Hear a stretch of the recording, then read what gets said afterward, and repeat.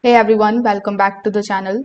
So if your Bosch dishwasher is showing you the E25 error code, this usually means that there is a drain pump or drainage system problem. So in today's video, I will show you how you can properly diagnose the issue and then restore the normal draining step by step.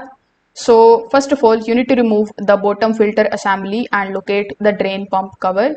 Inside it, you just have to simply check for food debris or broken glass or grease buildup or loose pump cover installation.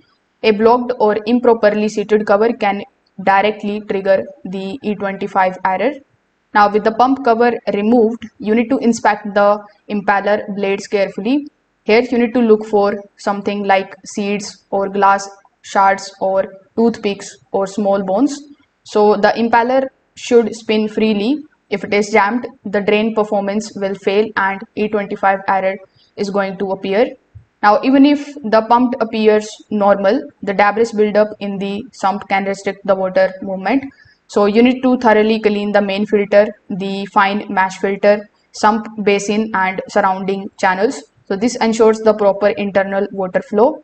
Now, after cleaning and reassembly, you just have to disconnect the power for about 5 minutes. Then restart the dishwasher by pressing the power button and run a test cycle.